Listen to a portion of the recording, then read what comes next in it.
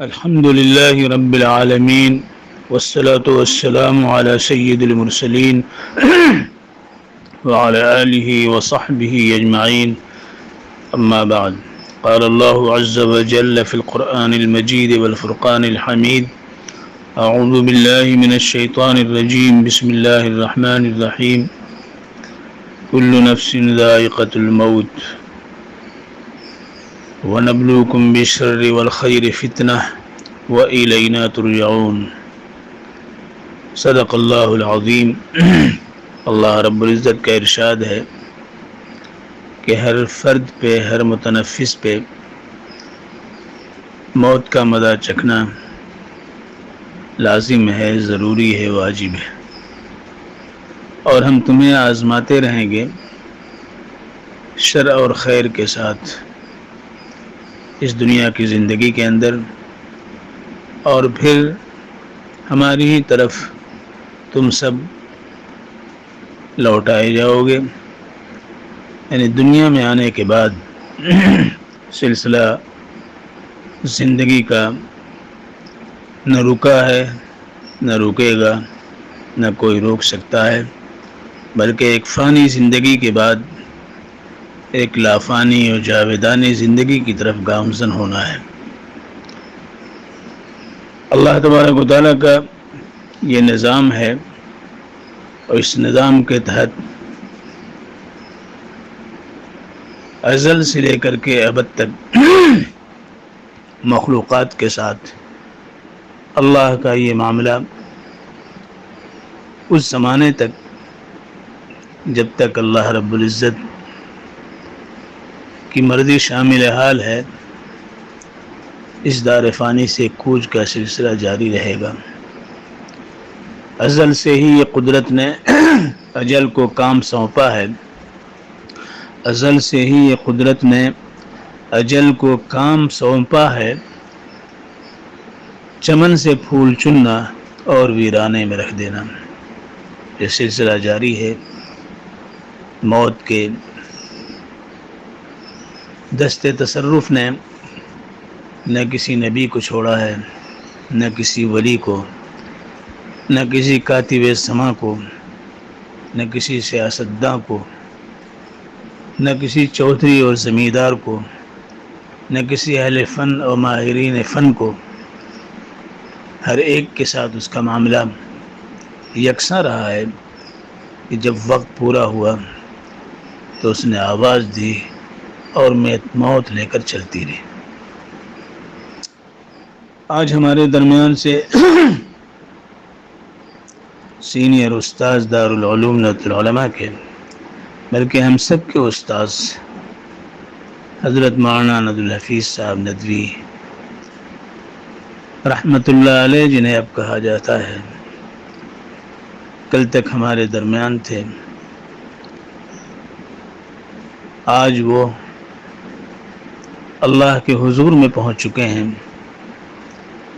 اللہ رب العزت نے جنہیں بہت سی صلاحیتوں سے نوازا تھا، وہ آج ہم میں نہیں رہے.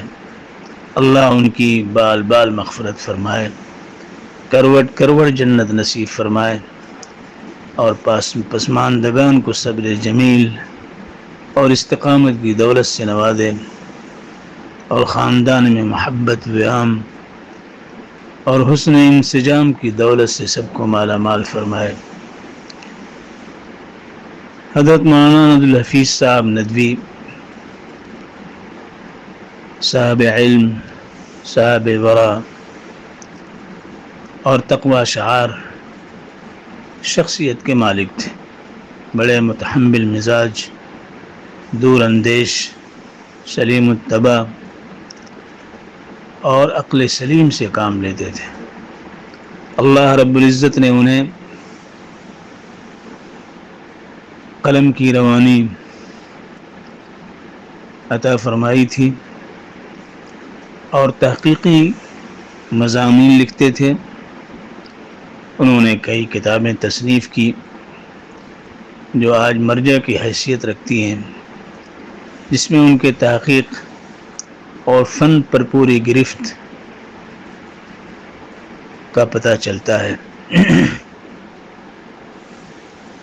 میڈیا کے تعلق سے ان کی کتاب اس دور میں وہ واحد کتاب ہے جس سے مغربی میڈیا کی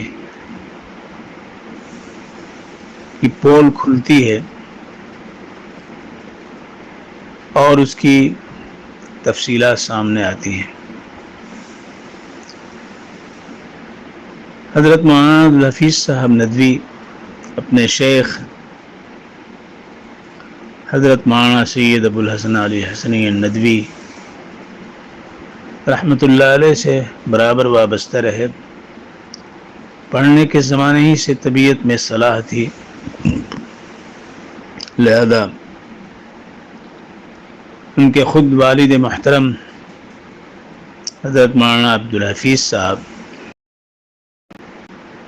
جو مولانا محمد احمد پرتاپ گڑھی کے دست گرفتہ تھے، ان کی خدمت میں یہ حاضر ہوتے رہے۔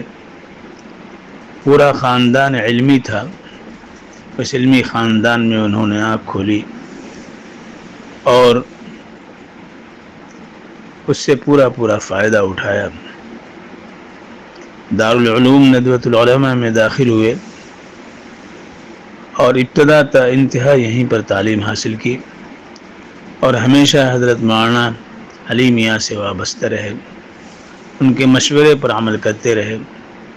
فراغت کے بعد کچھ دنوں کے لیے جامعۃ الرشاد اعظم گڑھ گئے، پھر حضرت مولانا نے انہیں ندویہ بلا لیا اور مجلس تحقیقات و نشریات جو ابھی نیا قائم ہوا تھا اس کے اہم رفقا میں یہ شامل ہو گئے،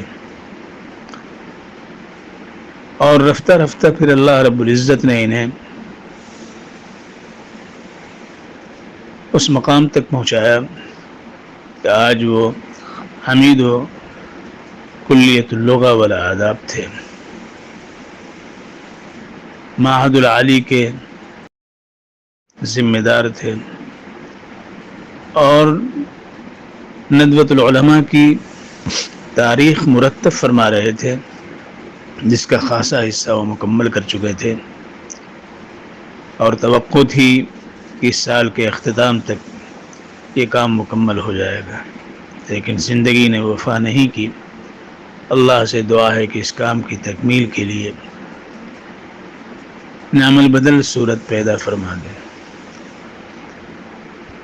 مولانا عبدالحفیظ صاحب ندوی رحمۃ اللہ علیہ حافظ قرآن بھی تھے، صاحب علم بھی تھے، دارالعلوم ندوۃ العلماء سے بھرپور استفادہ کیا، اور اس کے بعد وہ اپنے شیخ کے ایما اور حکم پر مصر تشریف لے گئے اور جامعہ ازہر سے انہوں نے دراسات علیہ کی تعلیم مکمل کی اور دوسری ڈگریاں بھی وہاں پر حاصل کی۔ تقریباً 6 سال کا عرصہ وہاں انہوں نے گزارا۔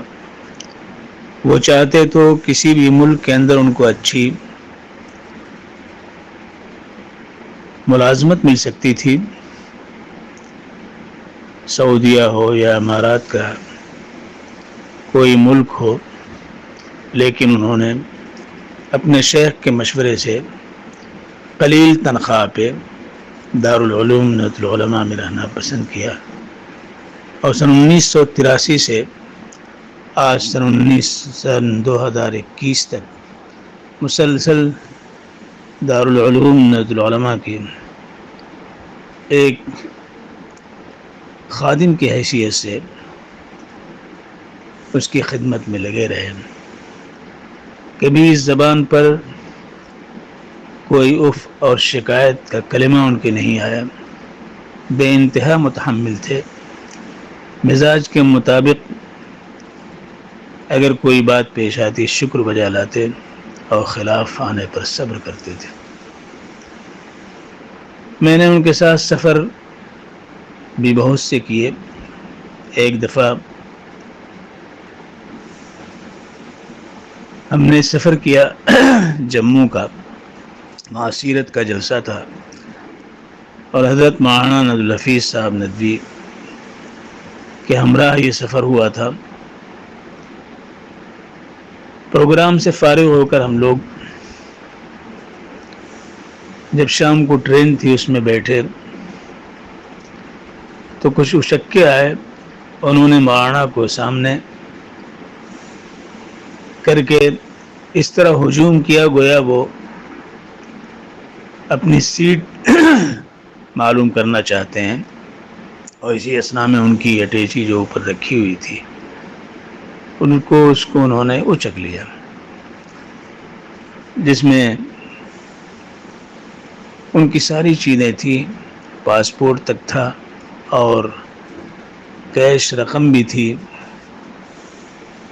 جو خدمت کے طور پر وہاں کے منتظمین نے انہیں اور ہمیں دی تھی۔ لیکن جب یہ معلوم ہوا تو میں نے دیکھا کہ مولانا نے اضطراب کا اظہار تو ضرور کیا لیکن صبر و شکیبائی کا دامن نہیں چھوڑا، اللہ کی طرف متوجہ ہوئے، اور ہمارا خیال ہے کہ اسی سال ان کا انتخاب صدر جمہوریہ کی طرف سے عربی ادب میں خدمات کے صلے میں ایوارڈ کا فیصلہ ہوا، اور ایک خطیر رقم ان کو ملی۔ میں نے مولانا سے ملاقات کر کے ان کو مبارکباد پیش کی اور کہا کہ اللہ رب العزت نے آپ کو اس صبر کا پھل دیا ہے جو آپ نے جموں میں کیا تھا۔ سفر میں ایک مربی کی حیثیت ان کی ہوتی تھی اور نیک مشورہ دیتے تھے، خیر و صلاح کے حامل تھے، علم میں رسوخ و پختگی تھی، ذاکر و شاغل تھے، اور ہمیشہ مادر علمی کے لیے خیر و صلاح کی جو شکلیں ہو سکتی ہیں جو ان کی استطاعت میں اس کو کرتے رہتے تھے۔ اولیاء کے استاذ تھے، ادب میں بڑی دستگاہ تھی اور پختہ قلم تھا، تصنیفات جو شاہکار ہیں اس کی ایک رو انہوں نے چھوڑی ہے جس سے استفادہ کیا جا سکتا ہے۔ آج وہ ہمارے درمیان نہیں ہیں لیکن ان کی یادیں ہیں، آج ہمارے درمیان نہیں ہیں لیکن ان کے عزائم ہیں، آج وہ ہمارے درمیان نہیں ہیں لیکن ایک بہت بڑی تعداد ان سے استفادہ کرنے والی تلامذہ کی ہے۔ انشاءاللہ وہ ان کے لیے مغفرت کی دعا کر رہے ہوں گے، اور یہ ان کے لیے سب سے بڑا جو انعام ہے جو اللہ رب العزت نے انہیں عطا فرمایا ہے۔